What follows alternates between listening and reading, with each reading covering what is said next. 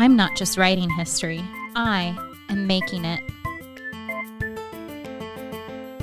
I have the brain of a historian and the clapback of a comedian.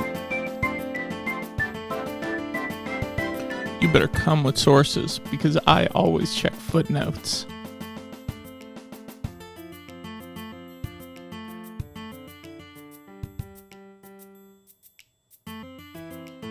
Hello, welcome back to another episode of Historians on Housewives. You're here with me, Casey. You're here with Dr. J. Mill, the millionaires.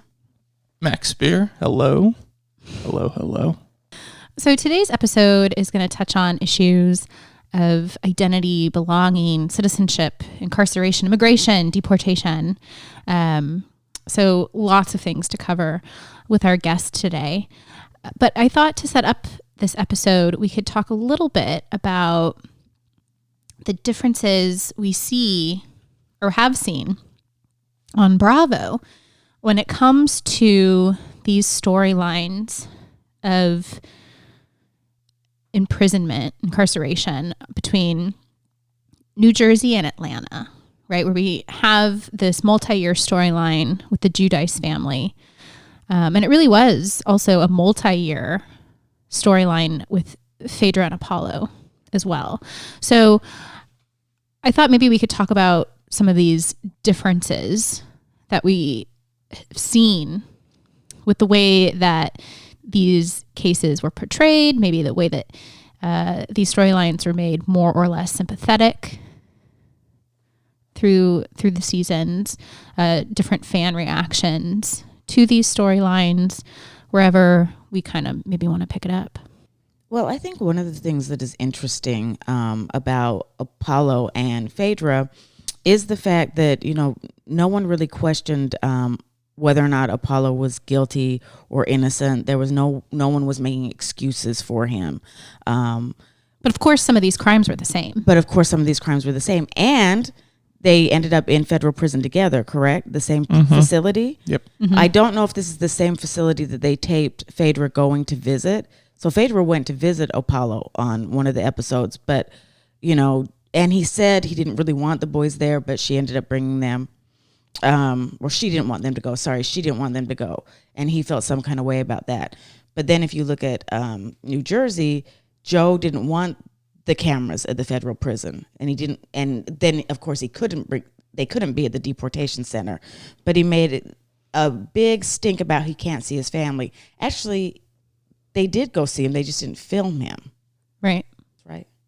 I think that's right. I wonder if that's an issue of like the fourth wall that they're not talking about. Like the detention centers did not want cameras in there, but Joe wanted to see his family, but then had to make it seem like they were still like the reason was not the cameras. Like it seems like it could have been him just trying to make it seem like it was everything else. I don't know. That's just I feel like through the years we've gotten way more phone calls from Joe to the family than we ever had between Apollo to Phaedra or Phaedra to Apollo. Yeah. In that Right. context. And the tabloids were talking about the same thing. You know, Apollo ends up they divorce. Phaedra and Apollo divorced. Apollo ends up meeting his new fiance. She starts visiting him in prison. So he leaves prison. And he already has a new person. Whereas Joe and Teresa stayed married, but that doesn't mean that there weren't claims of infidelity on either side. You know, there's claims of infidelity with Joe when Teresa's in, and Teresa when Joe's in, and definitely people were. Peter Thomas was very clear to point out that Phaedra had other things going on while Apollo was incarcerated.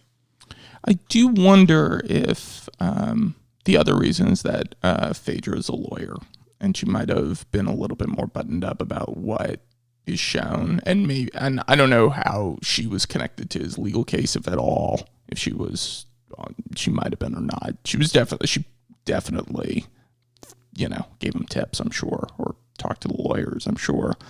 But that could have also been something that just wasn't talked about, but is sort of in the background of all this, causing confusion. Yeah, certainly I think some big differences between Apollo and Joe's timelines, certainly a change in presidential administrations. Oh, yes. Which gets to this issue also of citizenship, right? Apollo was a citizen. And even, Grandpa Gorga living with Teresa's house has made it very clear that so much of what Joe's issue is after serving his initial 41 months for the crimes he committed is really, again, all things of his own doing, because he even got really upset. He goes, well, he never did apply for citizenship. This is something we nagged him for years and years and years and years. Like, he never would have been deported if he just applied for citizenship at any of the potential moments he had the opportunity to for all of those years. So definitely lots of tension on the show, still to come on the show. And certainly some similarities and some big differences in these different family storylines. And certainly, it's really important to note that the Guidice family has kind of become one of the most sympathetic families, I think, for viewers. Even though it's really bizarre, right? That you have all these people that watch Bravo and they feel so bad for this family, right? But he literally did scam people out of millions of dollars. Meanwhile, there's kids being kidnapped from their parents and probably will never see them again on the border. But that doesn't get talked about. But God forbid, Joe, that really bothers me. The way that gets. But there was also no kind of sympathy like that for Apollo either. No, yeah. Right. And again, this is because the Guidice family is this white Italian family, right? With, celebrity in a way that I don't think Apollo ever had that celebrity status in his own right, the way that Joe Guidice built himself as his own raunch celebrity. Well, right, but he was billed as the raunch celebrity being, the bad boy. Let's be honest. A lot of us paid attention to this entire court case because we thought Joe would finally get what he deserves because he was a criminal. He is a criminal. But now it's being sanitized in a way that the crimes are being forgotten. Right. And it's all about how uncomfortable he is in the deportation center. He's also not being pitted as being as violent as Apollo was, even though I'm pretty sure Andy asked Teresa if she was scared of him during the interview. Yeah, we talked about that on another episode, that maybe there might be some abuse of some sort. I mean, yeah. Well, and Joe definitely essentially was working to become more or less an MMA fighter in ICE, right? So obviously there is this level of willful violence too, right? Or violence for sport. So today's special guest on Historians on Housewives is Dr. Kumi Silva, who is an associate professor of communication at the University of North Carolina at Chapel Hill. She is the author of Brown Threat Identification in the Security State from 2016, and she co-edited Feminist Erasures, Challenging Backlash Culture in 2015. Her newest book, Migration, Identity, and Belonging, Defining Borders and Boundaries of the Homeland, comes out in 2020. So with that, welcome Dr. Kumi Silva. Thank you for being with us today. Thank you for having me. Would you like to share your Housewives tagline with everybody? Yes, come sit with me. I have time for all your nonsense. So, Kumi, you and I go very far back, right? In terms of our reality TV, our celebrity gossip, aficionado careers. Yeah. Yes, we met when we were 12. We met when we were 12 on the cornfields of Champaign, Illinois, where all great things happen. Yes. We walked uphill in the snow each way to school. Yes, we did.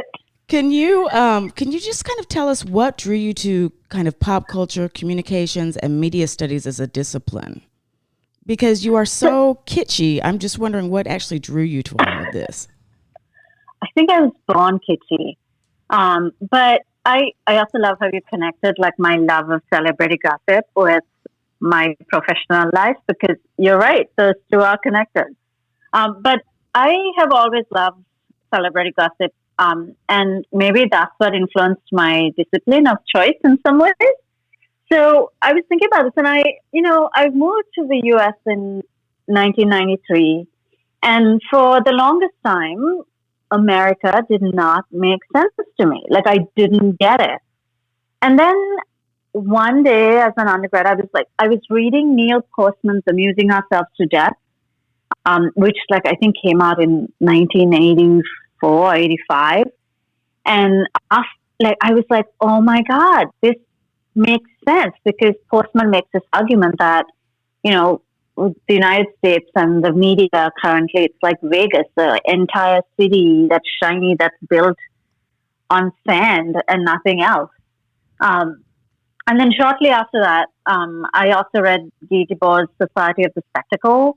And so again, like it was crystallizing all of these things that I found fascinating about the relationship between kind of popular culture and also everyday life and politics in the United States. I mean, I was living in this little town in rural Pennsylvania, going to school, reading Postman and Debord, watching Jerry Springer on TV while the Klan was marching on the streets. And I think at that particular time, I was thinking about a discipline that would, or a field actually, that would allow me to connect all of these realities in one place so that I could talk about all of them and talk about them as interconnected.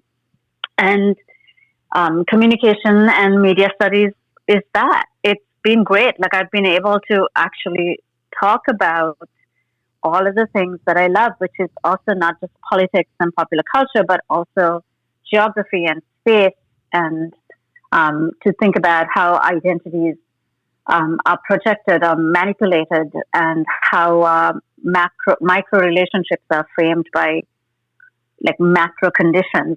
So this was how I came to it, reading Neil Postman in 1993.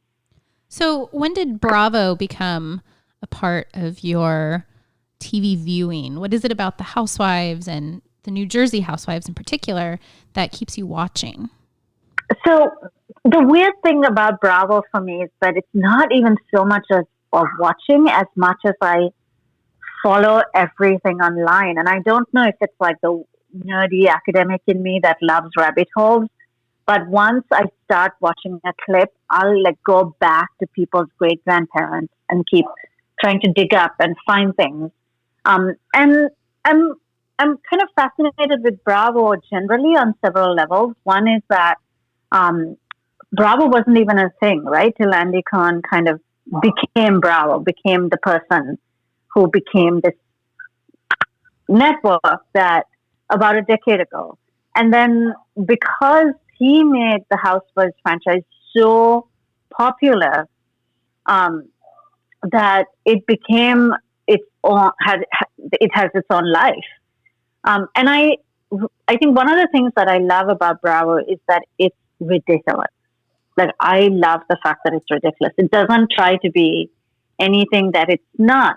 At the same time that it has really beautifully kind of managed to take the kinds of things that we find really not unpleasant, but like not very compelling, and turn them into super compelling ideas and entertainment. So the Real Housewives I keep watching. It's partly because from the very beginning, I have been really interested in the Guidices, and I find it really fascinating that they have this very strong kind of New Jersey Italian culture that they somehow managed to commodify and multiply into, I mean, now it's transnational, right, with this Italian trip. And I think that is, so sorry for the Guidices, but that's actually a very interesting intellectual kind of shift, if you will. They've been doing these trips, the Housewives go back and forth, but now we actually have a family narrative that is kind of transnational. But this isn't the first family narrative that's transnational. Tell me more. There was Carrie Duber in Dallas. The whole point of their trips a season ago was so that she could do spend some time with her family and have the women in Mexico. Go with. No, Carrie Duber. They went to, I believe, Sweden. Mm-hmm. Can you tell I don't watch Dallas? Yeah, so they went to Sweden because her father was very, very invested in the Swedish side of the family. She hadn't been. So she wanted to spend time with cousins. And then, of course, the Ireland trip with Meghan King Edmonds was, again, about family genealogy and those family histories. And that was the entire purpose behind going to Ireland. Did they ever find her family as they were standing on the street corner in Ireland saying, how do we find our family? My God. Well, it was kind of one of those things where they were like, actually, like it could be like pretty much anyone here. Right. The other thing is that it's already been very transnational because of Mexican dynasties. Right. With many of those cast members having... And Texicanas. And Texicanas, especially with people who are living very fluid cross-border lives. Okay, so we actually can't make Joe Giudice as that like first transnational. Okay, so how do we say his last name? It depends on which day you ask Teresa. On the show, they say Giudice. I keep saying Guidice. I said Guidice for the longest time. Then I did like a Google like pronunciation thing, and I got Giudice. And then I am like, now I don't know, so I just go whatever feels I feel like doing. But I'm trying to figure out if there's like a real actual pronunciation. Also, because I can't be remiss to ignore Canada, the whole trip to Canada with Orange County was also because Lydia's uncle was living in Vancouver. But here's the thing that I find, here's the thing with the Housewives and this transnational aspect is that it's always about finding European or North American heritage, right? Yeah. Because it's not about finding, like the Housewives of Atlanta are not going to go looking for their forefathers because that would be awkward. Absolutely. And we would have to unpack so much more, which Jessica is much better probably at articulating than I am. They did that on Married to Medicine, where they went into the Caribbean and they actually found the gravesite for relatives. But we're conflating family history with actually living people that you still have ties with, family bonds across borders. Right. And the Caribbean is also a different space, right? Like that also, the Caribbean itself is a construction based on slavery that has an uncomfortable past of its own, right? So the fact that the Caribbean connections to the Africas is overlooked, and instead we kind of go to the Caribbean. Like, I mean, right now the Housewives are in Jamaica, right? And the New Jersey ones, yes, are on their way. So on their way, yes. So it's like the Caribbean has this different kind of the lineage coming from the Caribbean is also different, and actually even more complicated, I think, because it doesn't have this kind of direct connection to a continent that it's in its own space without a direct connection to a specific continent. And that complicates things, and I'm not sure what I'm saying right now, but there's something I got you. There's an uncomfortability of dealing with slavery in the present or in the distant past. So it's easier to go to the Caribbean and dig up a grave and still not talk about slavery and enslavement versus when they go to Africa and, might I say, Real Housewives of Atlanta acted complete asses. And I mean, I'm still so horrified about the fight between Marlo and Sheree. But there was no context of welcome home, besides them wearing their clothing, like braiding their hair and wearing different kente cloths. But there was no direct kind of, the closest we got to any kind of slavery connection is when the Real Housewives of Potomac went to New Orleans. So I hear what you're saying. I absolutely hear what you're saying. That was a long-winded. I hear what you're saying.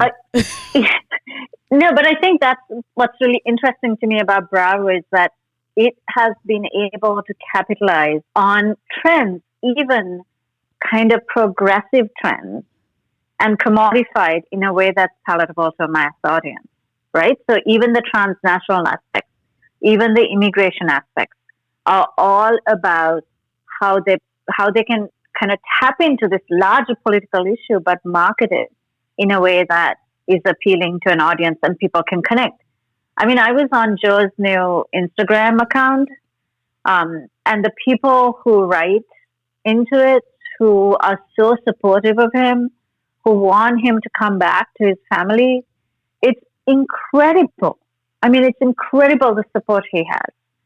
So it's this really interesting configuration of American exceptionalism through the framework of this character who has been redeemed. And we live in a culture where redeeming white men is a full-time job. And I know that we can go to the argument that Italians have not always been white in the United States, all of that kind of stuff. But there is a kind of redemption narrative attached to his body that is not there in a lot of other kinds of situations, in a specifically like political context. Or even in the same context with Apollo from Apollo Nida. Yeah, from Atlanta. Exactly. Yeah. So Which go on. Go ahead. No. I was going to say I'm not like super familiar with Apollo, so I was just going to say and move on. Okay. Some general shady money business and so. Oh yeah.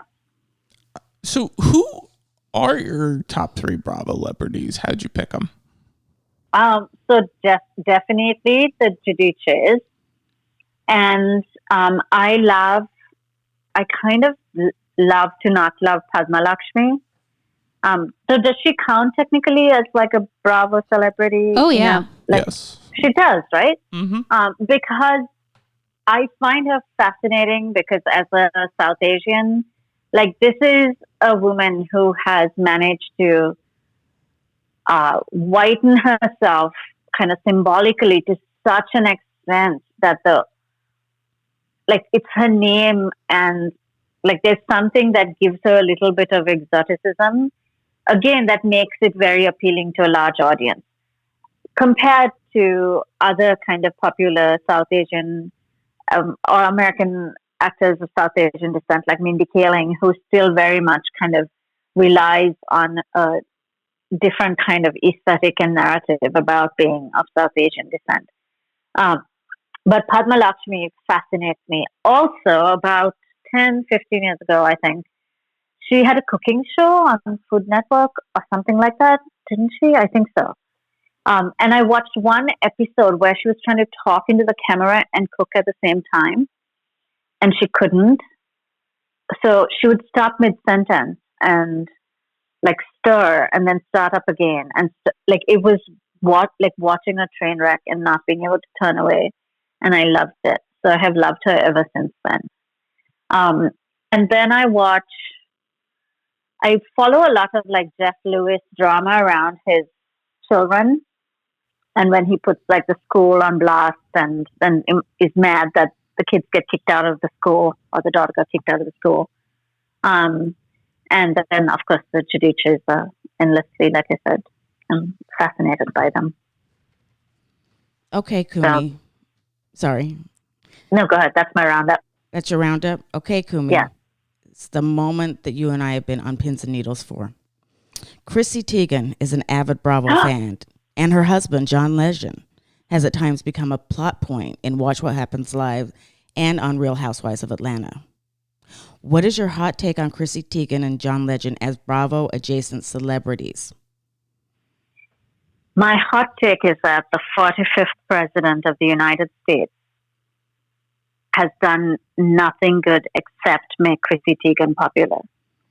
And I am forever grateful for that. Or perhaps even more popular, more widely known. That will be his only gift to humanity.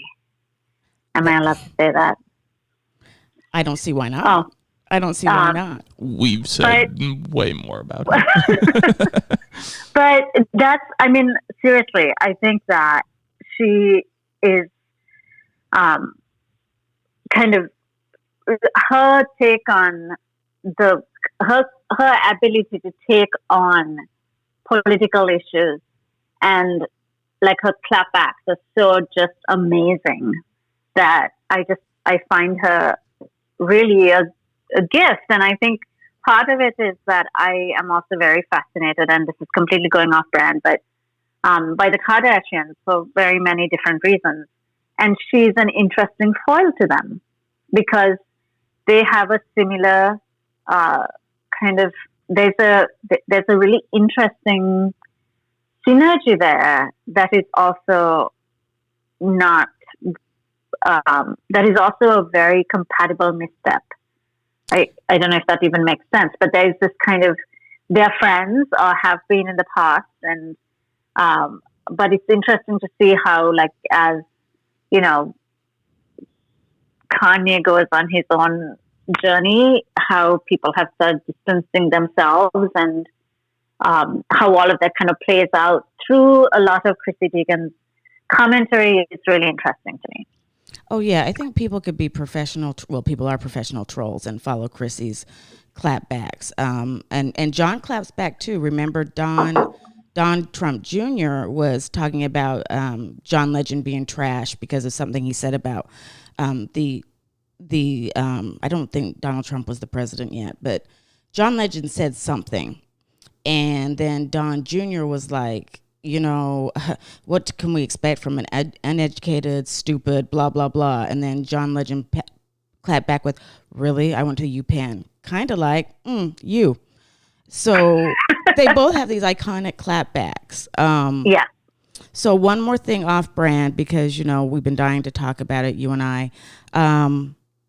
What do we think about John Legend, the Bravo adjacent celebrity, being named by People magazine as the sexiest man alive? Oh my God. Okay, that's my response.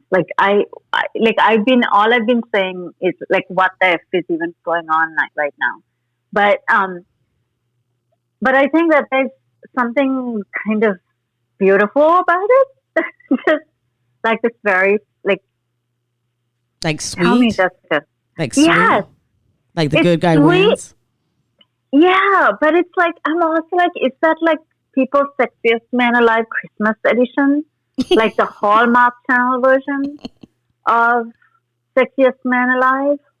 So, I'm unsure what to do with it. What do you think? What? Could it really be the Hallmark version, though? Because we all know that Hallmark has a really difficult time with putting people of color on their screen. I think that's exactly the point. I think he's the right kind of, I think people who don't follow him and look at him just phenotypically, but don't know his political views, I think he works for the optics for certain things. But once you know his political views, I think it's interesting, actually, that he's snarky, he's educated, he's politically charged. So I'm giving him more credit. Nowhere in there did I say sexiest man alive. Let's let him, he can wear the Bravo adjacent celebrity crown. So your edited volume, Feminist Erasures, Challenging Backlash Culture, came out in 2015. Can you tell us more about this project, and how do you see Bravo shows as maybe promoting, erasing, or doing something else in relationship to feminism? Are there even feminists on Bravo?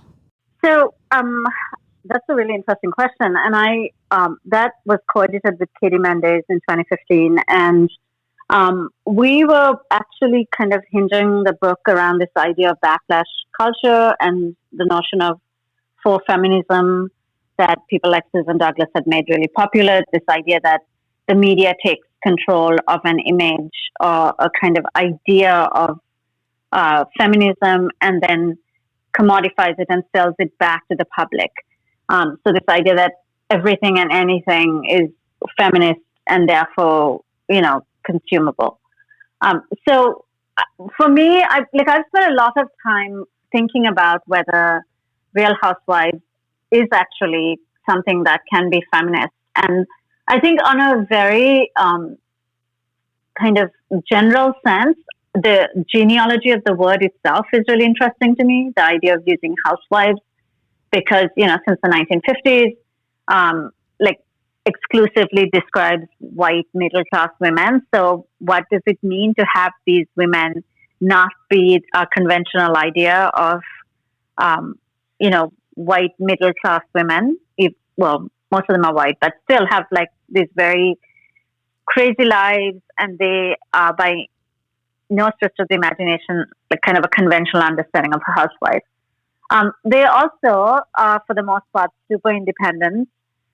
They have their own businesses. So in a kind of conventional sense, they are, I suppose, feminist. But I also think that there is a lot of other kind of problematics of using that word, right? And also the critiques that have been done, I agree with that the Real Housewives really showcase women fighting with women, that this is based on competitiveness, these are cat fights, kind of all the cliches are used. So I guess the answer is I don't know if it's, for me, it's not feminist. It may be for somebody else. But I do think that there are some interesting moments in each series or each location that makes things kind of compelling and contradict conventional understandings of what it means to be female. At the same time, I think there are really kind of, and Bravo has been critiqued for this, right? And especially the Housewives franchise for how they represent queer bodies, trans bodies. So it's really hard to claim that there's some kind of feminist, kind of a deep feminist ethic in them when they are also quite a bit sexist, homophobic, transphobic, all of those things. But I think what it does show, though, kind of going off of the work that was done for the book, is that there's a really interesting aspect of why the shows become so popular and why people really like to watch it and why people find these women compelling. And I think it's because they are the focus of the whole conversation. And we so rarely see women as the central, kind of being the center of a conversation or the center of a topic in popular media. So I think that part of it is really compelling and appealing. That's reasonable. Ahead. That was great. Wonderful. Mm-hmm. In 2016, your book, Brown Thread Identification in the Security State, debuted. What inspired this project? Are there ways that we can see themes of this work on Bravo or on other reality TV shows? Yes, the book actually came from my own experiences after kind of 9/11, and I was thinking about what it meant, how quickly my identity changed from being just an international graduate student to suddenly being marked as a brown body, and then how I started reading news stories about all these kinds of things that were happening to people in the streets, in airports, all of the kind of those ideas kind of were those events were kind of the genesis for the project.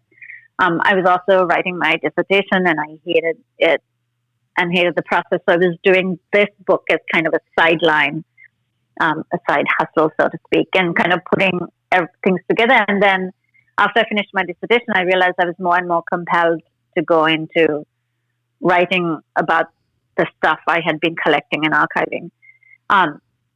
So I think that one of the arguments I make in that book is that that popular culture kind of medicates the pathologies that we see in political culture, and that everything that feels really scary or that's happening to us is then resolved in popular culture. And I do think that in many ways that the Bravo series speaks to this, especially because it's so invested in reality television, right? And the idea that this is reality and the possibility, you have this whole economic crisis is about to happen. There's an impeachment hearing going on.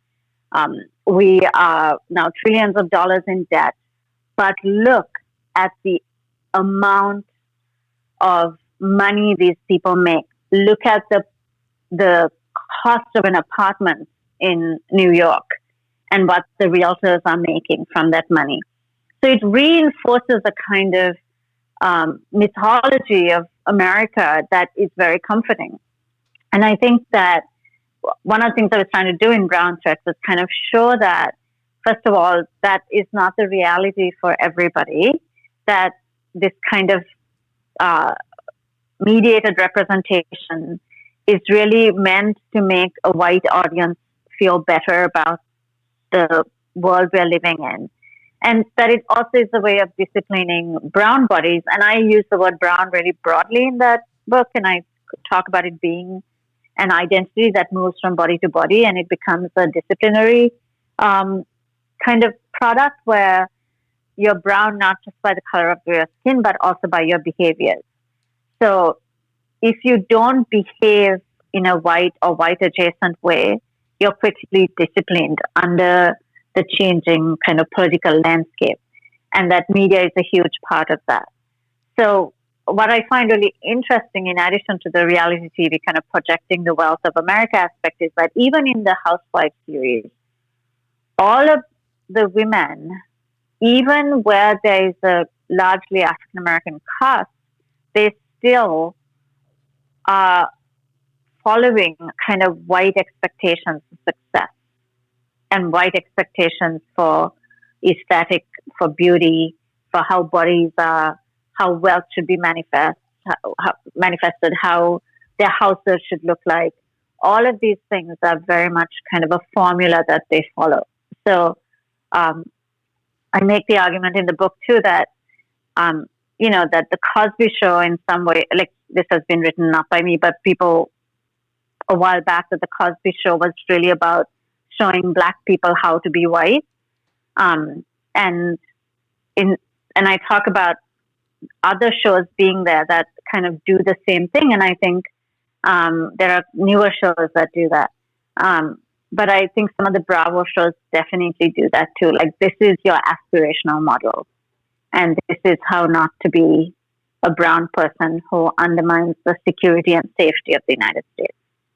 So I understand what you're saying about beauty standards, and you would liken that with ethnicity too. So we have the Atlanta Housewives, we have the Potomac Housewives, we have. Are you also saying that they are whitening themselves, or that we should be mindful of that?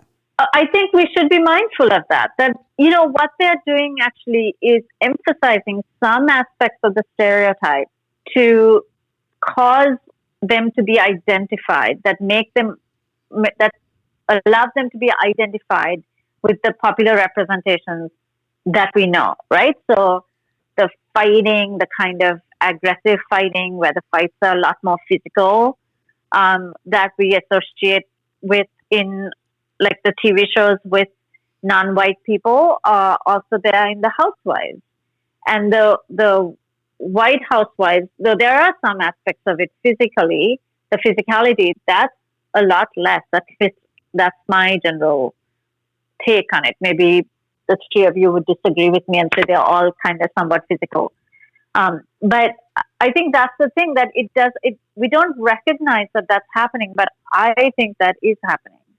That we use the ethnicity of they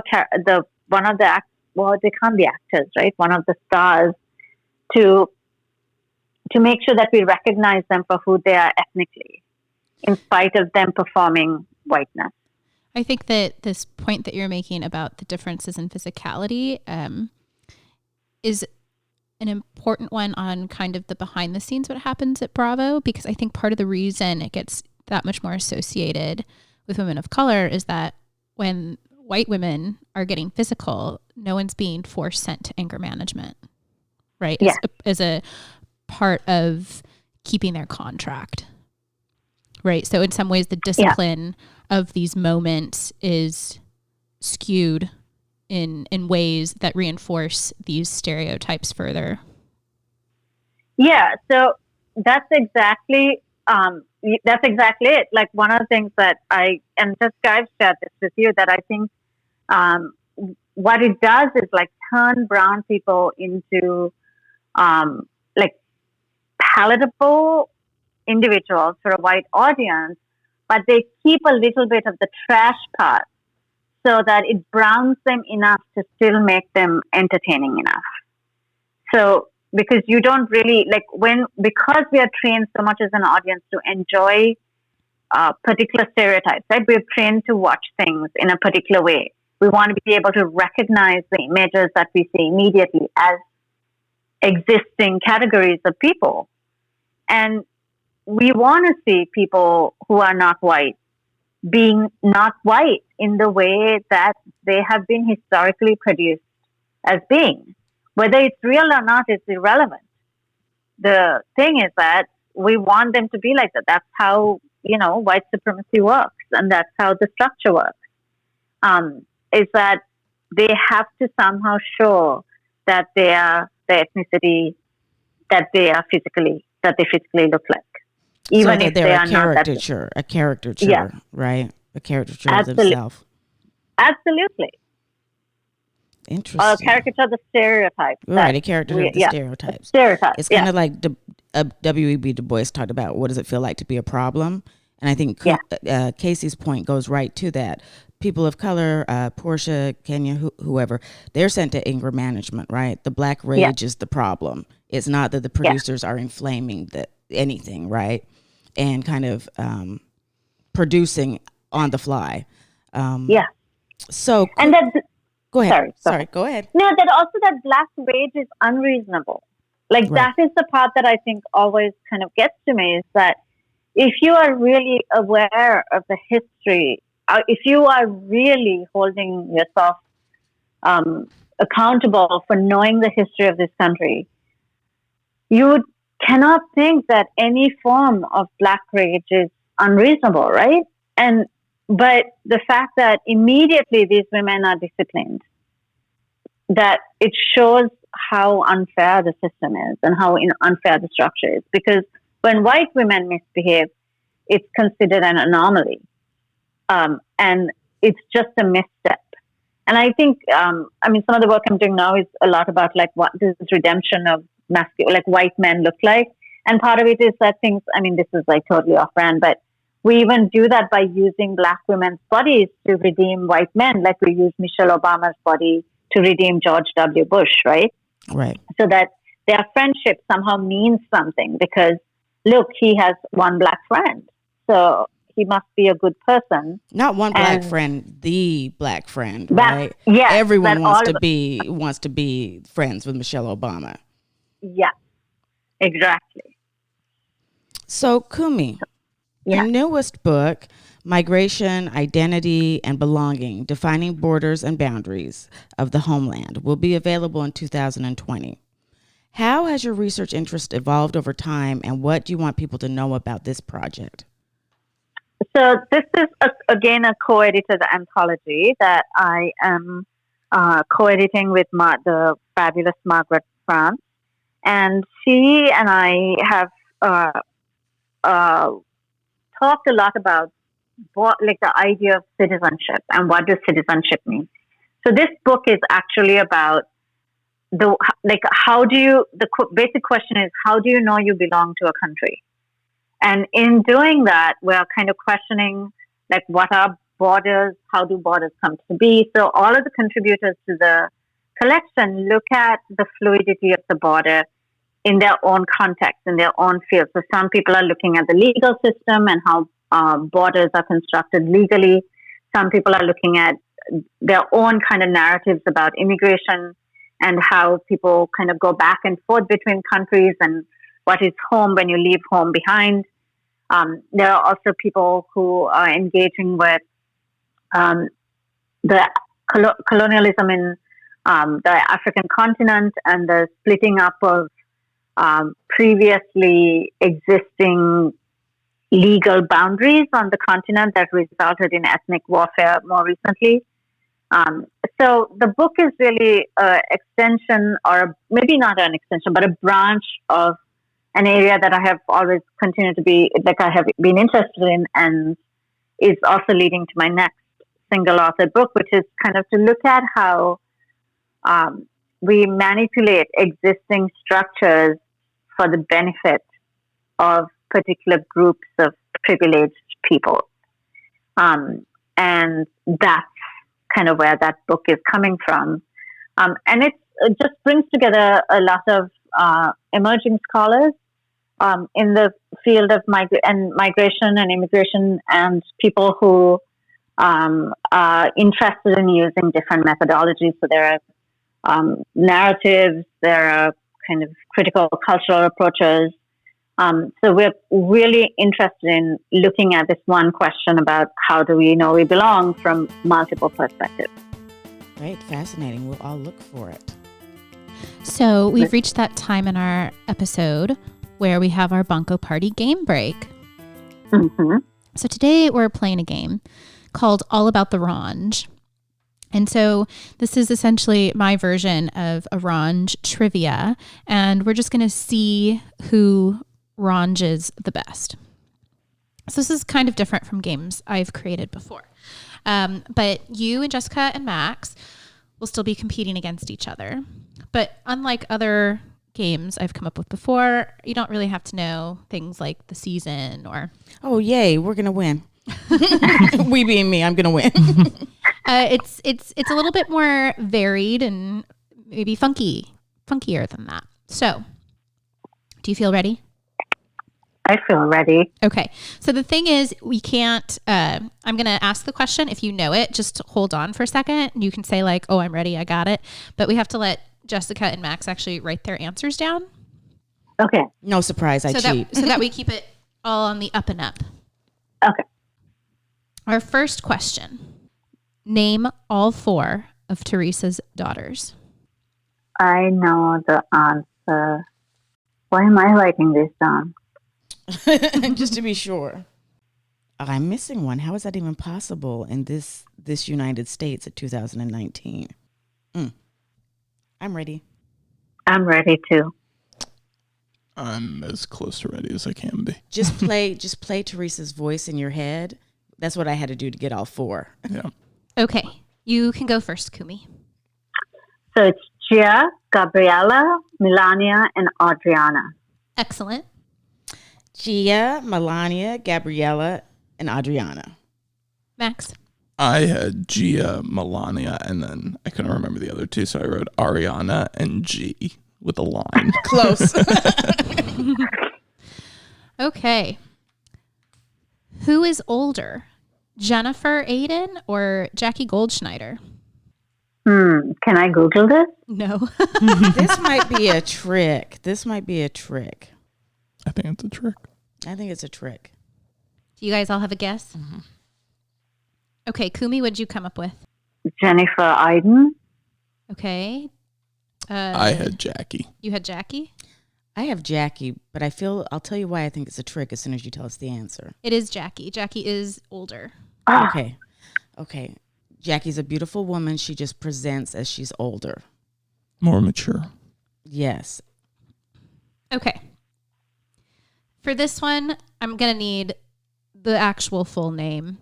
What was Danielle Staub's name before she changed it to Danielle Staub? Man, I was just making fun of, I was just talking about this in an intellectual way.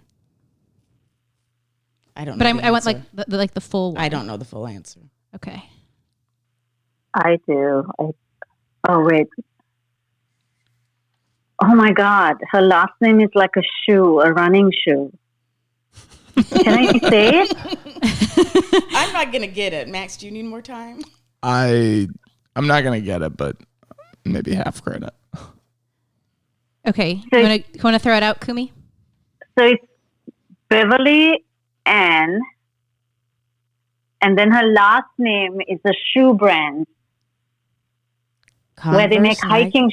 No, it's like it begins with an M. It does begin with an M. Merrill? Yeah, Merrill. Yes. Only because we lived in Champaign, Illinois, and I'm from Salt Lake City, Utah. Do I know Merrill? That's the only times I've ever worn them. Okay, so I'll give you 2 points for not quite getting the last name, but getting close. Good job. I have Beverly. That's all I wrote. And what did you get, Justin? Did you just get Beverly too? No, I was on Bethany, Brittany. I knew it was a B. Oh, okay. But I got I Merrill. just love that it's Beverly Ann. I just prompting can't you get got up. Merrill. Yeah, I know. I was like, Merrill. So I'll give Max a point for having the Beverly. Okay. Who is taller, Melissa or Teresa? Oh, I got that one. Wait, I think so. shall I say now? Are you and Jessica? Yeah, I'm ready. That is what it's like. It's asking like who's taller between me and Kumi. That's what I stopped. That's what I just stuffed down. I'm like, Okay, what's your guess, Kumi? Teresa? Isn't she like 5'8" or 5'10"? She is actually 5'8". So I'm actually going to give you 2 points for knowing that. Her exact height. I would say Teresa this has to be wrong if she's only 5'8". Is that what, did you write Teresa originally? No, but I was thinking that.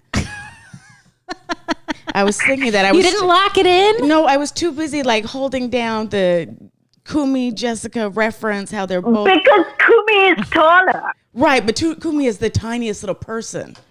So. I am like an inch taller than you. Okay, how tall are you? I'm like 5'3.5". Oh, you're a lot taller than me. I'm 4'10". So Teresa. Max? I had Teresa. You wrote down Teresa? Yeah. I don't know what to, like, Jessica, you didn't lock it in. I don't know if it's like cheating after you heard It's the height. always cheating. So it's really Melissa. Melissa is taller. Is that what you're going to do? Melissa's 5'6". So they're actually very close. They are really tiny. Well, 5'6" and 5'8" is like above average height, actually. Okay, let's be honest. Anything over 5 feet, I don't know what it is. But I mean, they are close in height, and they're always wearing heels. So I figured it would maybe throw us off. Okay. I thought Melissa's a lot shorter than Teresa for some reason. Like, I don't know. Maybe it's because I think Teresa also gets her hair like really teased. Like big, right? I think her hair volume. I think the volume of her hair makes her also seem a lot taller too. Yeah, that's true. Okay, who has more Twitter followers, Dolores or Margaret? Ooh, that's a hard one. I'm going to make a guess for that one. I locked it in. Okay. What was your guess, Kumi? Dolores. Okay. Jessica? Dolores. Max? I had Marge. It's Dolores. Now, if you would have asked Marge Senior, or what is... Marge Senior. If you would have asked that, she probably has a healthy Twitter following. So this is the interesting thing, is actually Dolores and Margaret both have a pretty substantial Twitter following, especially if you compare it to like Jackie or Jennifer. Dolores has almost 80,000 followers. Oh, wow. Margaret has almost 72,000.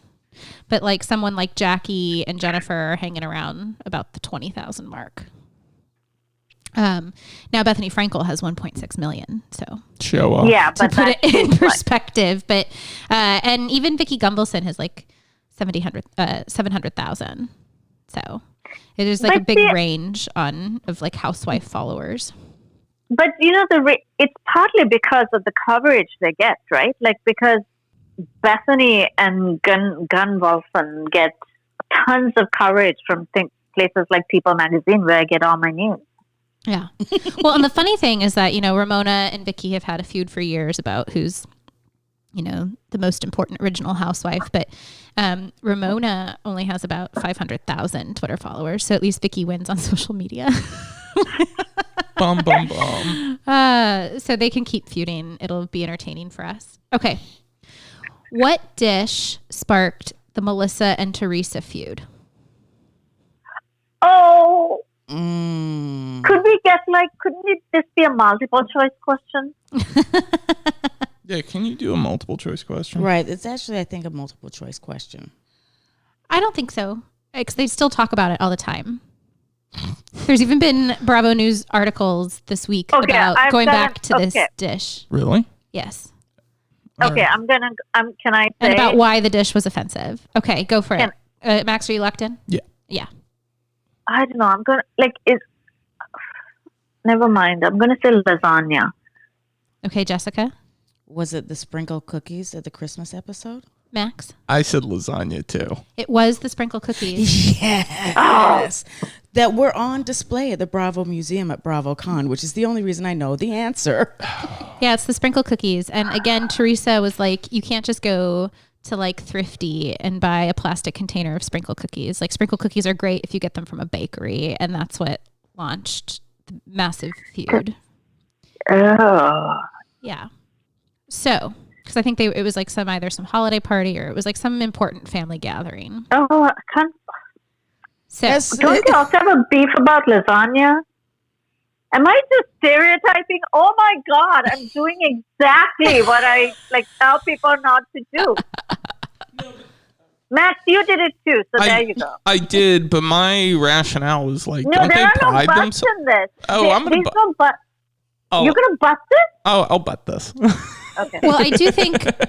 I think there's been plenty of holiday gathering scenes too, where like they're actually like they are serving lasagna, like They various make a housewives in Jersey. I know that Teresa makes a big deal about her lasagna. I think You might be confusing her with Caroline Manzo. I might.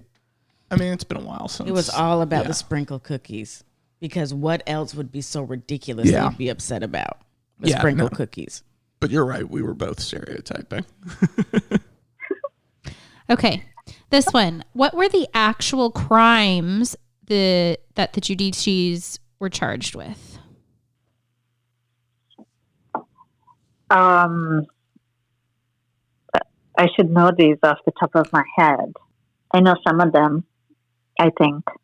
Do we need to know all the crimes, or for every crime it's like I'm looking for 4 counts. Wow. I can't think of 2 right off the top of my head.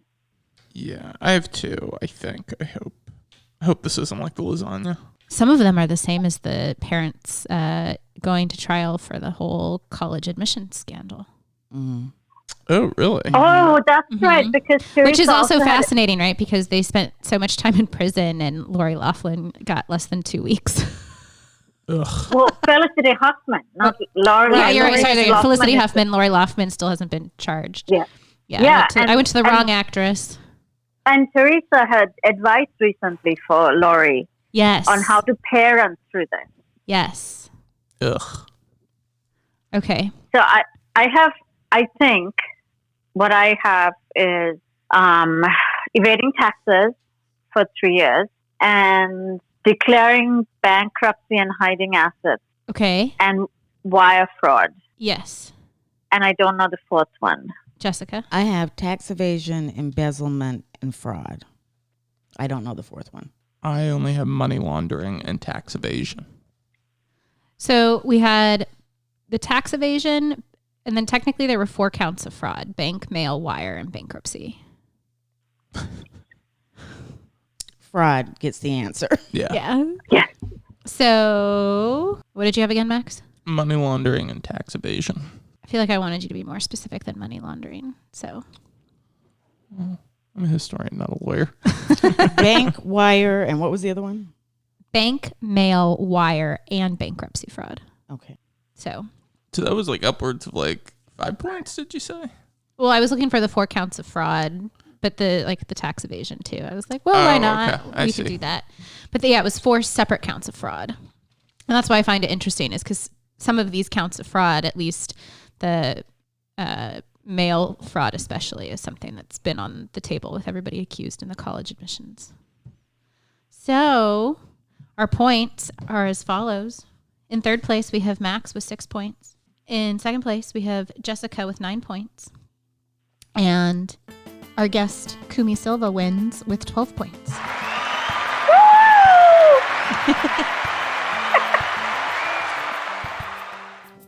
So keeping on this theme of the Guidices, they bring a narrative of incarceration, immigration, and deportation into these network shows that fans have become incredibly invested in. But how does this family experience take on a different tone than what we would see at the border or in other carceral settings, especially because this is a white celebrity family with a degree of wealth? So I think that sums it up, right? They're a white family who are celebrities. And if you just look at the difference in the way that even his post, like deportation, or when Joe was freed, and then the post-deportation interview, where he talks about like how he was taken to Italy. He gives advice to ICE officials about where to sightsee in Italy, and where to eat at and what to do, right? Like these are, so that this narrative of incarceration is one that is produced as only emotional discomfort of a very small magnitude, and it's emotional for the children, it's hard on the family, but we leave out the parts like this does not show the children in cages. It doesn't show the rampant sexual abuse of immigrants who are trying to come in. It doesn't show like the mockery by ICE agents. It doesn't show the violence by ICE agents. None of that is showcased, right? Again, this is like a very neutralizing, very whitewashed, so to speak, view of how immigration works. And it really does, again, it's like that sanitizing effect, right? Or the medicalizing effect of our existing technology. This is really quite terrible, right? What's happening in the southern border and what's happening to people, what's happening to young children, what's happening to adults, the elderly, the people who are very sick. And none of that is actually becomes part of this narrative. This one person becomes the face of a smooth transition. So the American legal system has worked. They put the celebrity in prison. He comes out. He did not get his, citizenship. So we have nobody's referring to him as a dreamer. Nobody's referring to him as like, what is the connection between him and other DACA recipients who have similar narratives? Like at the same time, like the DACA recipients are fighting in the Supreme Court right now, right? They have this ongoing case. And none of these things become part of this narrative. It's just about the cameras following Joe and then the cameras following the family when they are off the Amalfi Coast. Like I was going through Joe's Instagram account, like I said, and then I also watched some of the clips that they haven't debuted the episode yet, right? Where they go to Italy, but they've put out little clips. And in one of the kids, I think it's Audrina, is like talking about, oh my God, it's a 10-hour flight. And then because over winter, there is no, once summer ends, there's no direct flight to Naples. So they have to take another flight to Naples and then a 2-hour car ride to where he lives. And all this is like how, like everybody laughs about how like stressed out she is about this. Like, this is such a long flight. And I'm thinking, holy shit, people have walked like for 90 days to get to the freaking border. Like, forget a 10-hour plane ride, probably in first class or business class, right? And like, you're complaining about these things, and these become like really heartfelt stories of reconciliation without any of the death and destruction that we see happening to lots and lots of other people. So, I think that is super interesting to me, that the fact that, not super interesting, that's like the most bland way to put it, but it's also about like where he went to prison and how we incarcerate celebrities versus other, regular people. And all of these kinds of, not really real aspects of really serious political situations getting played out is what I find really interesting in this particular narrative of his deportation. What do you make of Guidice's tweet imploring Trump to pardon her father so that he can stay in the country? Can you contextualize this within other, perhaps more typical experiences of detention? So, Guidice had a very interesting, she wrote this very long tweet to the, I can't even remember what the tweet said. I don't know if I have it. It was Gia also, but I was also thinking Melania also did the same thing. They both appealed to Trump, and Melania, so Gia was, Trump, please help us. And this idea that celebrities negotiate with other celebrities, one who happens to now be the president of the United States, and that they can create these, like the art of the deal, right? Like 45 says, is what these kids are also now learning, like that they are a special category of people who are above the law. And that is part of our culture now, right? That like we see that in politics too right now, that like everyone, there are certain categories of people who are above the law, and that these things are learned really young. And like Jia is a prime example of that. So it's Milani. I actually have the tweet from here where she says, "We need everyone's help. Please repost. How could we live in and support a nation that allows sex offenders and pedophiles to stay in the United States? As long as we register them to a list knowing they could live next door and harm again, yet they could take a man who committed a minor crime to support his family away from his family. It makes me want to leave this country." So talk about like connecting it to how do we know we belong to a country, right? So here is a young adult who doesn't realize how citizenship works and how crime works, right? Like if you think your father embezzling money, wire fraud, not paying taxes is a minor crime done to support your family, what does that say about our society? And the fact that you're appealing to this president, and actually in Melania's tweet, she actually says, "Please help because this is why I voted for you." That leads into my next question, right? Obviously, there's a level of privilege that is taking place and lessons that are being taught. So Andy Cohen interviewed Teresa and Joe after his deportation to Italy. And you've already spoke about some of the themes that came about in the discussion. I'm wondering if you could talk a little bit about the criminality, some of the themes you saw in relationship to criminality, immigration, and deportation. Can you speak a bit about how whiteness is working in this situation? And also, so that's a million-part question. But also, I'm interested as someone who's in media, who's pop culture aficionado and who knows in some ways what to look for. I'm wondering if you picked up on any things, given your astute read of interpersonal interactions. Did you pick up on anything between Teresa and Joe during the interview? So, this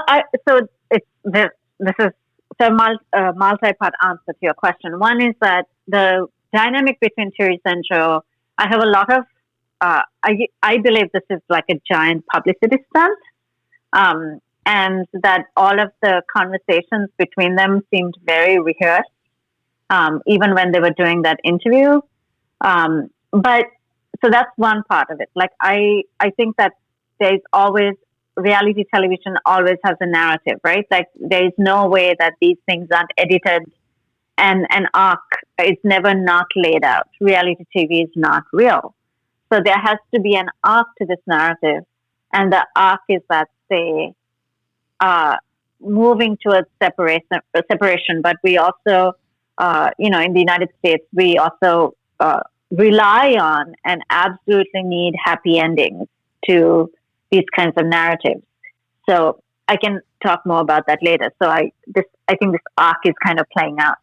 The other part about the interviews itself that I thought was really interesting is the way that how casually criminality was spoken about in that particular context, right? In that interview, other interviews Joe has given, he also talks about like how he refused to wear handcuffs, and they told him he didn't have to.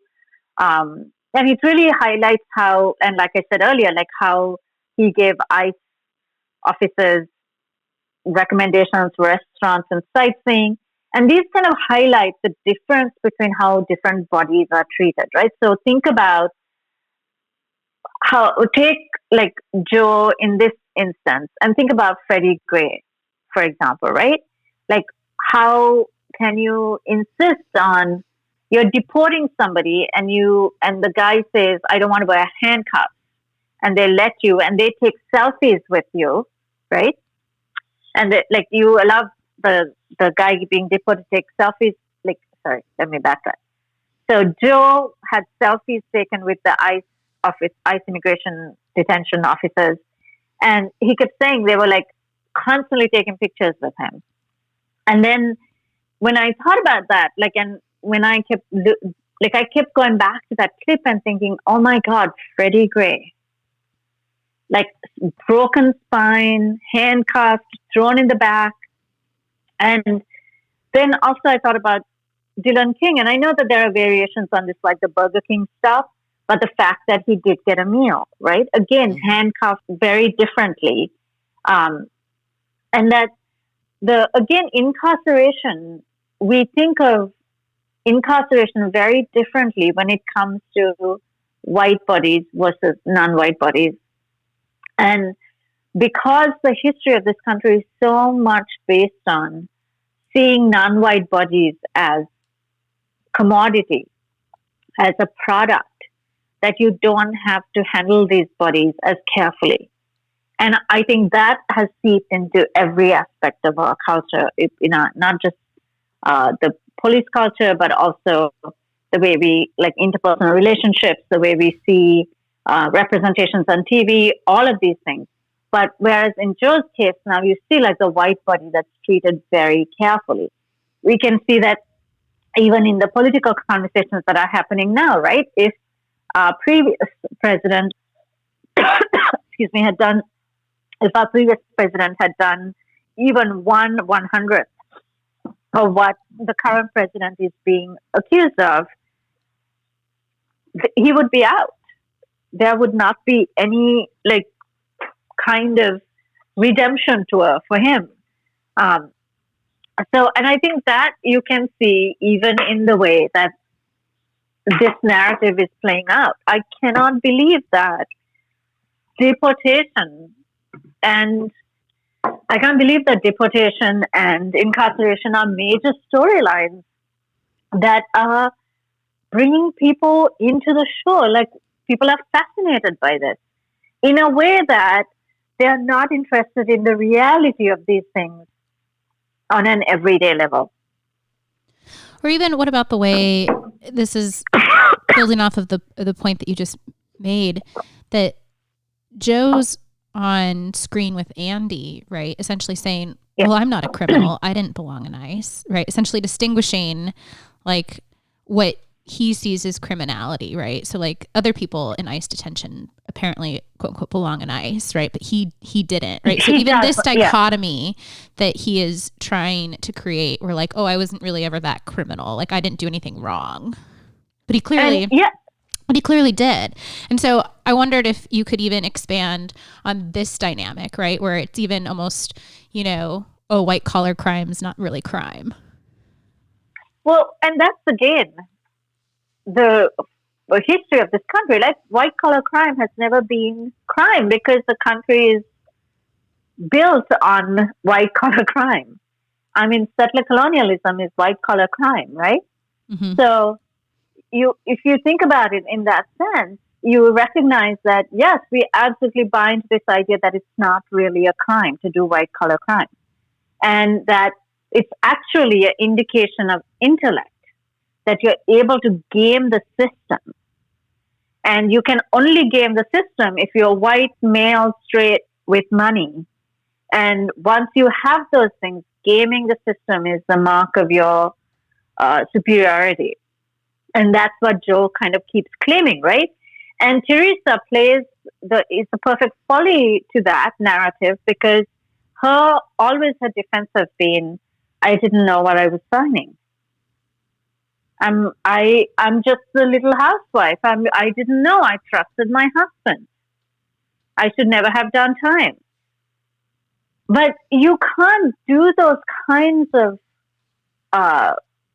you can't be this person who ends up on TV and has this massive contract and is able to market yourself in this way and not recognize what your partner is doing and not understand that this is part of, like, that you're actively participating in this, right? So it's also, again, this is how race plays out here too, that white women are able to say, I didn't know my husband was like that. Whereas non-white women are instantly implicated in the act of transgression that their immediate partners or family members do. Well, Phaedra, can we go back to Phaedra for a minute? Well, you don't. Phaedra and Apollo, sorry. Apollo and Joe were in prison together. And people might have gossiped or raised their eyebrow that Phaedra probably knew what was going on. But Phaedra and Apollo, they did get divorced while he was in prison. They never had a meetup with Andy Cohen talking about, now you're out, how is this going to work? And so I do think that there's a way in which even the attention, like which is the better storyline, right? And which is the privileged storyline. I just thought about that because Phaedra wasn't necessarily criminalized in the way that we think that people of color are, but there was raised eyebrows, and she wasn't in some ways. Her storyline wasn't covered with all this kind of fanfare. Well, and also even the way that fans felt sympathy for the children in those contexts, right? Like fans are like brought to tears on their knees, right, over the Guidice girls, but people did not have that same reaction to the two boys that Phaedra has. Right. So the thing with Apollo, and also they're not, again, they're not white, right? So it's not fun to show, like, there is no story in a black man being a criminal, because that is the story in this country, right? So there's nothing, because we are bought into that lie so much that we believe that there is no story there. And whereas this is, oh my God, this family, that there's this, part of it is also a fascination we have with Italian Americans, right? And the idea that, like, the history of the Italians in the United States and the history of the mafia in the United States, and this idea that the connections between Italy and New York, New Jersey area is kind of on, like, that there is this kind of narrative that is very compelling, right? Like, we are now literally, like, it's like watching an iteration of The Godfather, watching on reality television, if you think about it, right?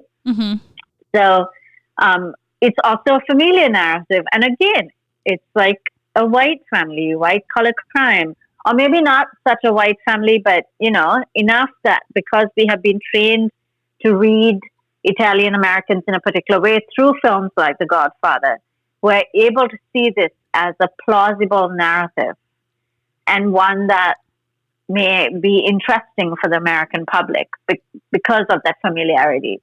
And also because it may potentially end well.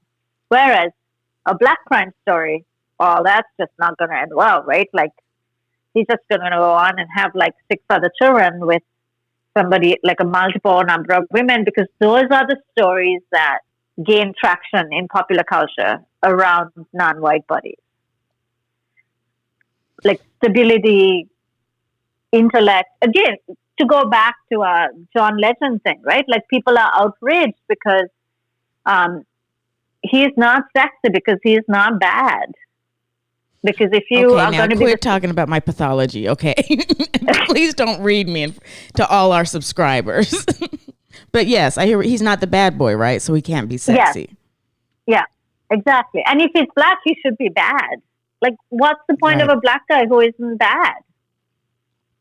He's kind of nerdy. He's very nerdy. I mean, he's brilliant, right? Like, he is a really, really, really smart guy, right? And we like, don't he is essentially like a really famous music nerd. Yeah, and we don't expect black men to be smart. Right. Like, that's the other thing, right? Because how can you, like, you know, the whole justification for slavery was that black people were less intelligent. So and that this was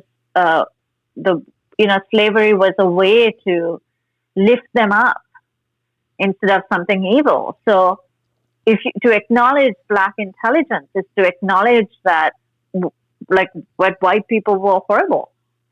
And that's something we're not very good at doing. I mean, in broad strokes, right? I mean, I know that there's a lot of conversations around this, but generally speaking, that kind of spills over to these shows and into popular culture. So the Guidice family reunited in Italy in November, and shortly thereafter, just even within days of the family coming home, Joe was denied oral arguments in his case. So it's really, really unlikely that he'll win the case, but everybody already knew that. But how might these legal battles, his incarceration and deportation, shape the Giudice's family's sense of identity and belonging? How do these issues shape people's sense of identity and belonging more broadly? So I think for me, there's a level of interest in, so let me start by talking about the broader levels. I think we not underestimate people. We know this, but we don't engage with the idea of the amount of destruction that forced separation causes, right? That there is a lot of trauma associated for families. And many of these families are not wealthy like the Giudices are. They are also not able to have a voice the way these reality stars have a voice. So I think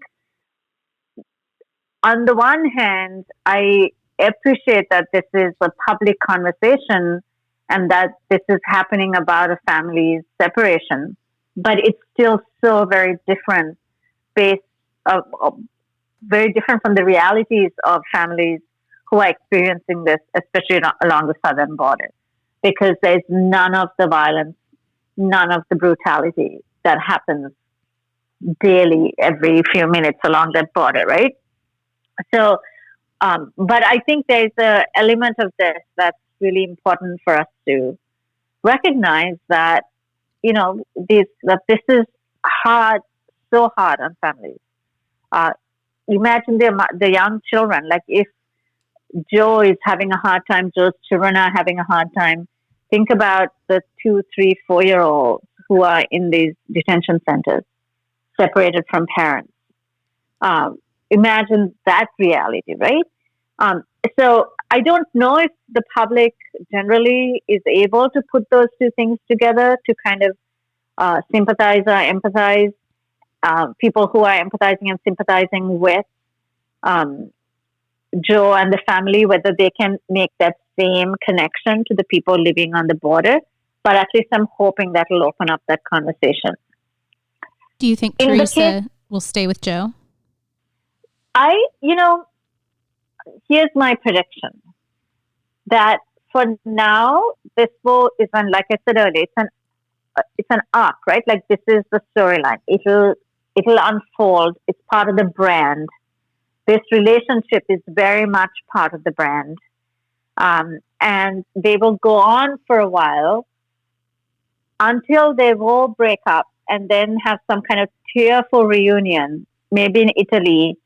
And she will try to make a go of it in Italy, and they'll film it all for the show for about 2-3 months. And then they'll break up. But they're going to age out of this, right? They're already at the cusp of aging out. So I think it would be the perfect ending to the narrative for them to try and make go of it in Italy and for them to break up, because by that time, the girls will be old enough to take over their reality life stories about as children of parents who are in 2 separate countries. And so there's a lot there that I doubt, first of all, that Bravo or Andy Cohen will give up, because that family is like a gold mine of stories that can branch off. So I guess what I'm saying is they'll drag this out for as long as they can, and there will be a brief reunion, but they will eventually probably not end up together. So heard it here first. You heard it here first. So there'll be a reunion episode. I heard about 3 spin-off shows is also what you're saying. So the kids will have a show, Teresa and Joe will have a show, then there'll be a reunion. There's at least 3 spin-off shows. So Kumi, I have one more question for you as both of our voices try to hold out. So if Bravo did move to a new kind of formula, a new kind of recipe for casting and producing Black and brown stories, what would you like to see, and obviously what should we be leery of? So I think I would be leery of the way that we take the stereotype and magnify it. And that we should also be aware that we rely on the easiest narratives and largely historical narratives. So I know that there's some talk of a show. Was it ever discussed called Indianish of a family? So glad you're bringing this up. Yeah. There might have at BravoCon last weekend perhaps been a promo clip for a new show called Family Karma, where yes, but we don't have any clips, so we weren't able to kind of talk about it in an informed way. But yes, I know. So it's not Indianish then. I think that was the show that they were. That was the story. It's set in Miami. Is that right? Over like 3 generations of Indian. It is intergenerational. It's probably the same thing. Okay. So I think that, again, like this whole intergenerational thing is also very much part of like the Orientalist narrative, right? Like brown people live on top of each other. They multiply fast and furious, and then they all live together. Their marriages are arranged. They worry about money. They worry about class. So these are like, again, that's going to be something that becomes very, I think, common because those are the things we are aware of. So one of the things that I talked about in the Brown Thread book is also how we are really excited about the kind of objects and commodities, and even maybe people who represent that, like Padma Lakshmi, who the products that actually come to the country. So we love, and brownness, I'm using like a whole cross section. Like if we take, like we love tacos, we love Indian food, we love bindis, we love saris, we love Bollywood, but God forbid that the actual people come in. So I think that, again, what happens is that there is a kind of interest in like showing brown people coming in, but who are assimilating generation by generation. And that these people came in like as these like poor brown people, but they have now become assimilated white people, at like metaphorically white. So I would be interested to see how much of that narrative plays out in this new series if it does come to fruition. Thank you. Okay. So now we're going to do our Bravo News update.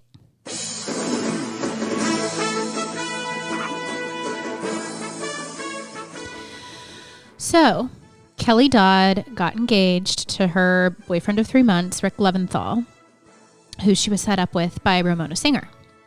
Mm-hmm. But apparently, Kelly and Ramona are already thinking about having Kelly switch franchises and move from Orange County to New York. Apparently, Kelly is genuine friends with Dorinda and Sonia and Ramona. So this is our first bit of news. Any reactions? I mean, I've been playing with this over and over in my mind. That would I like this in New York? Would I like Kelly's kind of screeching and hitting people over the head with a gong kind of behavior in New York? And then I realized she'd be absolutely no different than anyone else, and she's in good company. So if she really has sincere friendships, I think I'm interested enough in Sonia and Dorinda, and maybe even Ramona, to watch how this could play out with Kelly in the mix. I can imagine she and Luann are not going to get along. Probably not. Go ahead. Sorry, go ahead, Matt. No, go ahead, Kumi. Well, it hasn't like Andy also commented on the fact that each one of the franchise, like each one of the locations has their own personality, yes, and they don't overlap and they don't translate. And so I would be curious I agree with you, Jessica, that the screeching won't be any different, like that the screeching will be screeching, but it's a different timbre of screeching and about different things. But I also think she's somebody who's like very good at like fitting, like it would be interesting to see one of the Orange County people move to New York and see how she changes. I think that could be fascinating. Yeah, I've definitely heard Andy say that the shows don't overlap. Although on the most recent episode of Ranch, Ramona was just in the background of a party. And they sort of brought Melissa's birthday Melissa's party. Yeah, birthday. Melissa's birthday 40th party. birthday. Yeah. I wonder how much of that has to do with wanting to get new housewives so that they don't have to keep up with old contracts in terms of payment. I think if Kelly came over, somebody like Kelly that's that established on Orange County, I think it would cost a lot more than, say, bringing in a brand new housewife. I also feel really bad for Jolie if, like, all things being equal and Kelly is able to go out to New York. Like there's a girl in high school being taken away to do her mom's reality show. I don't know how you guys feel. It's a tough age to move. Yeah, that would be a very tough age to move. So. And probably a very different high school environment than what you would get in Orange County. I mean, don't get me wrong. Oh, yeah. I would love to watch Kelly in Roni. I just would feel really bad for her daughter. Yeah, I think I would too. I mean, going back to this, every city has its own personality. And I think what Kumi said is great. Could you imagine, because everyone thinks of the West, we're unruly, we're untamed. And then you have the Orange County housewife go to this, I don't know New York at all, so I can't say if it's Upper West Side, Upper East Side, Lower East Side, lower. Anyway, she goes to New York, right, where it's a totally different context, and they might not, her mannerisms might make for good TV. Mm-hmm. Yes. It might make for good TV. Sure, why not? I'll follow it. The other story also circulating around Kelly Dodd is that Vicki Gunvalson is alleging that this is really just a sham. It's not going to work. It's not going to last. Kind of like fake engagement. Vicki likes to throw bombs to make herself relevant. I mean, she's basically, even as a friend on RHOC this season, has still made pretty much the first half of the season all about her. I don't put much stock in that. Well, Vicki is also somebody who was recently engaged to even stay a friend of the show. Yeah. Yeah, I even if it is a publicity stunt, it's not like it hasn't been done before. Yeah. I mean, need we point out Brooks's cancer scare? Vicki is not immune from, fabricating storylines. Yeah, the entire line of "I just wanted a casserole" is literally the definition of like fabrication.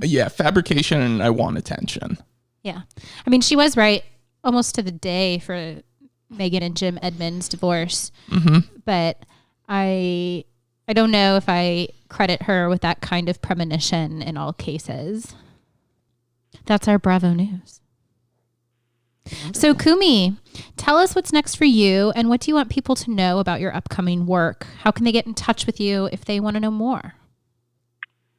So my next book project is on love and the relationship between love and cruelty, which is why the whole immigration thing, even around the Guidice, is so interesting to me, is that we only know the extent, we only can measure love by the extent of cruelty enacted on bodies. So that's the next book project. If you have information or want to talk to me about all things connected to love, cruelty, popular culture, anything else, going back to the tagline, just come sit with me. I have time for all your nonsense. So you can reach me at kumi@email.unc.edu. I'm also on the Department of Communication website. And I'm on Twitter occasionally. My handle is I See Brown People. It truly is. And it's pretty easy to track me down. But only for good stuff. I do not want to be tracked down to tell me to go back to where I came from and stuff like that, which I sometimes get because of things I talk and write about.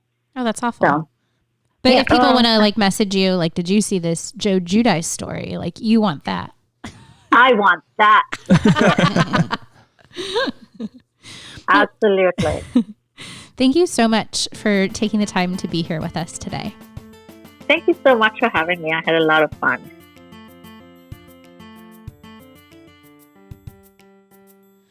As always, you can find us at historiansonhousewives.com, where you can propose episode topics, ask us questions, and send us feedback. You can also follow us on Twitter, Instagram, and Facebook at HistoriansH. We live tweet Sunday through Thursday. And don't forget that you can like and review the podcast on your podcast platform. Thank you, Dr. Kumi Silva. This show is brought to you with the support by Barbara and Mark Spear, Saddleback Community College, Christina Hinkle, Christina Gamberpour, Judd Merlasky, Pete Murray, Yvonne Bellardes, Cody Baker, Molly Callahan, Dr. Joaquin Galarza, Courtney Crow, Lara Loper, Kim Bettendorf, and Luis Ocio de Dios. And remember, scholars do bravo too.